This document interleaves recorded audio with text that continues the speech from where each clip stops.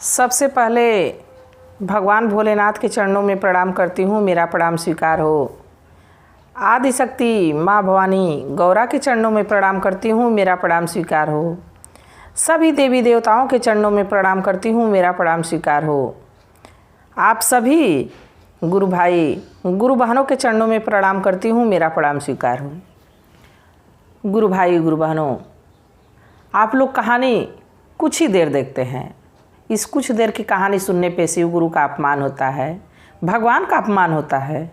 कहानी को पूरा सुना करिए, तभी कहानी के रहस्य के बारे में जानेंगे। तभी इन कहानी सुनाने पे जो खुशी मिलती है, आप भी इसको सुन के किसी और को सुनाइए, अपने नाते रिश्तेदार को सुनाइए। ये महादेव की चर्चा है, भगवान की चर्चा है, तो भगवान की जब चर्चा है तो पूरा ही सुनना चाहिए।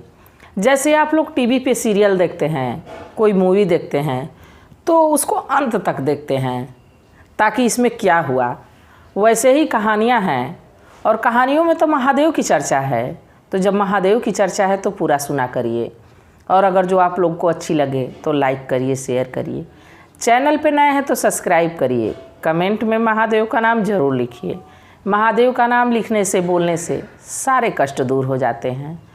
और अगर जो आप लोगों को हमारे इंस्टा, हमारे फेसबुक से जुड़ना है तो उसका लिंक इस वीडियो के डिस्क्रिप्शन बॉक्स में दिया गया है, ज़रूर फॉलो करिए। और आज जो मैं कहानी आप लोगों को सुना रही हूँ, एक ऐसे भक्त की जिसको भगवान पे पूरा भरोसा रहता है, और अपने भरोसे से किस तरह वो एक व्यक्ति को सच का मार्ग दिखाता है, सच्चाई का रास्ता दिखाता है। तो कहानी को अंत तक देखिएगा। एक महात्मा जी थे। महात्मा जी सिद्ध पुरुष थे। वो बड़े विद्वान, बड़े अनुभवी और बड़ी कुशलता से अपने शिष्यों को पढ़ाया करते थे। बाकी वो समय समय पे भ्रमण के लिए देश देश जाया करते थे। एक बार उनको मन हुआ कि चलूँ मैं घूम के आऊँ कुछ और देख के आऊँ कि इस दुनिया में हो क्या रहा है। महात्मा जी अपने शिष्यों से कहे, किसी से मैं कुछ दिनों के लिए बाहर जा रहा हूँ। तो महात्मा जी का एक शिष्य सोचा कि गुरुजी बाहर जा रहे हैं तो क्या खाएंगे, क्या पिएंगे। वो रोटियाँ बनाया, और रोटियों में गुरु भाई गुरु बहनों बस 3 रोटी बनाया, और 3 रोटी बना के और एक पोटली में पैक किया और महात्मा जी को दे दिया। महात्मा जी से कहा कि महात्मा जी इसको ले लीजिए, रास्ते में भूख प्यास लगेगी तो इसको खा लीजिएगा, ताकि आपका जो है कि यात्रा सुखमय हो।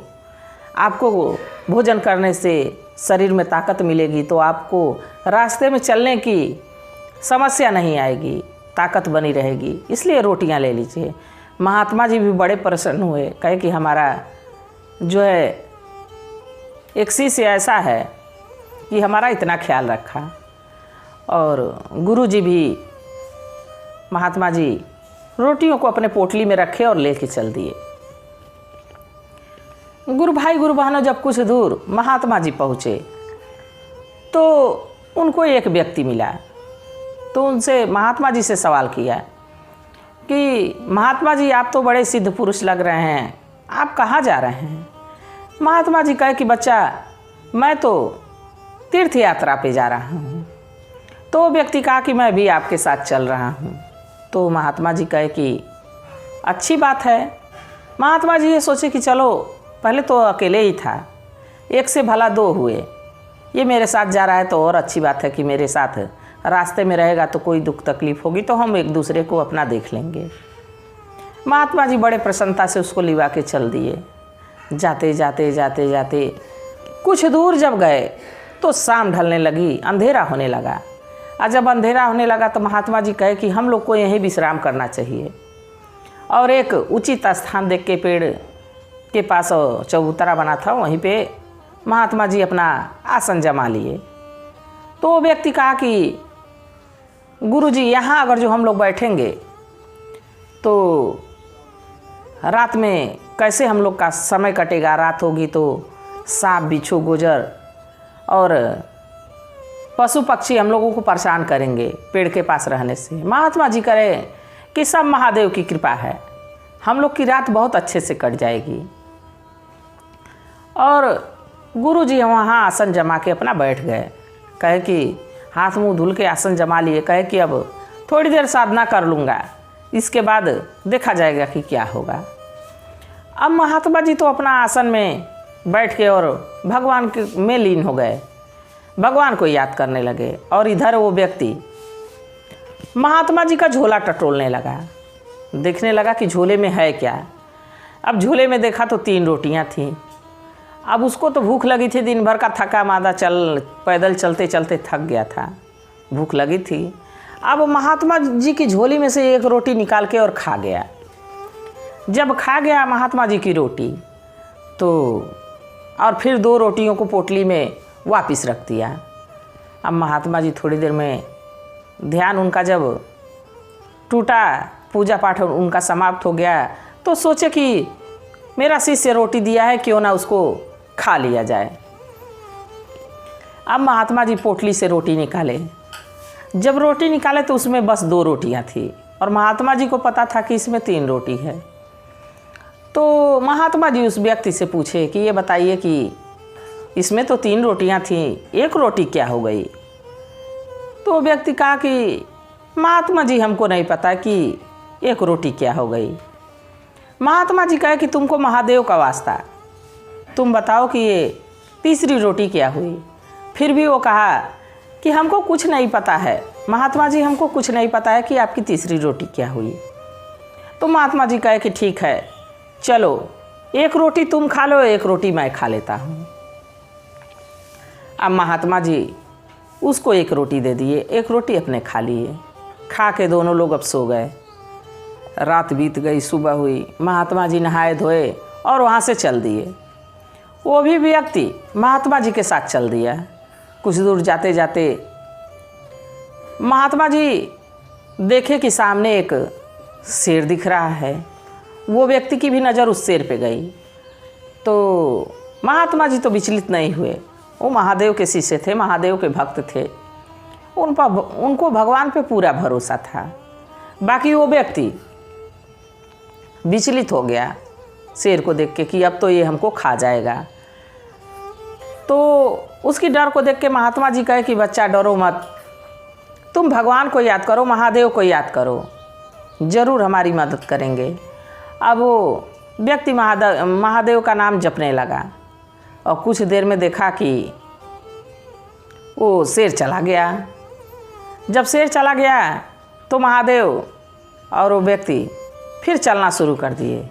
फिर महात्मा जी उससे पूछे कि जो महादेव तुमको शेर से बचाए हैं, उस महादेव का वास्ता तुम बताओ कि तीसरी रोटी हमारी क्या हुई।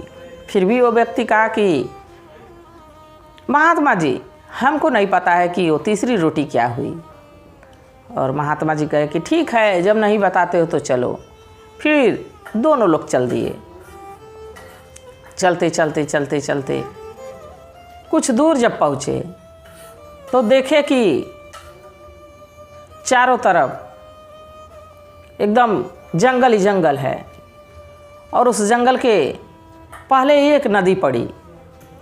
दूर से ही दिख रहा था कि बस उधर जंगल ही जंगल है और बीच में नदी थी। अब नदी पड़ी तो नदी में ज़्यादा पानी नहीं था। महात्मा जी को तो ज्ञान था कि इसमें ज़्यादा पानी नहीं है, पर वो व्यक्ति पानी को देख के विचलित हो गया कि ये नदी तो अब हम लोग पार नहीं कर सकते हैं। ना कोई नाविक दिख रहा है, ना ही कोई नाव दिख रही है। अब हम लोग नदी को कैसे पार करेंगे। फिर महात्मा जी कहे कि जो प्रभु भव से पार लगाते हैं, जो हमको इस शरीर को क्यों नहीं पार लगाएंगे। तुम महादेव को याद करो, ज़रूर हम लोग नदी पार हो जाएंगे। तो व्यक्ति डर रहा था, सोच रहा था कि ये हमको फंसा रहे हैं, मैं तो नदी में डूब जाऊंगा। बाकी अब मरता ना तो क्या करता, आगे कुआं पीछे खाई वाली हाल हो गई थी। अब तो वापस जा नहीं सकता था, बहुत दूर चला आया था। तो कहा कि चलो महात्मा जी के साथ पीछे पीछे मैं भी चलता हूँ। डूबेंगे तो पहले महात्मा जी डूबेंगे, इसके बाद ना मैं डूबूंगा। अब महात्मा जी को तो भगवान पे भरोसा था। वो अपना महादेव का नाम उच्चारण करते हुए और नदी में घुस गए। इसके बाद वो भी व्यक्ति महादेव का नाम लेते हुए नदी में घुस गया। जब नदी में घुस गया तो महादेव का नाम जप रहा था। अब कब नदी पार हो गई, कब किनारे पे पहुंच गया, उसको खुद भी पता नहीं चला। जब नदी के उस पार पहुंच गया तो महात्मा जी फिर उससे वही सवाल किए, कहे कि जिस भगवान के नाम के जप की वजह से तुम नदी पार किए हो, उस भगवान का वास्ता तुम ये बताओ तीसरी रोटी हमारी क्या हुई। फिर भी वो व्यक्ति वही बात बोला कि महात्मा जी हमको रोटी के बारे में कुछ पता नहीं है। और महात्मा जी कहे कि ठीक है। इसके बाद महात्मा जी वो व्यक्ति फिर चल दिए।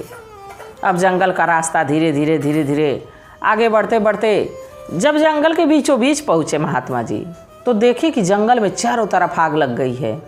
आग ही आग दिख रही है, एकदम धू धू कर जंगल जल रहा है।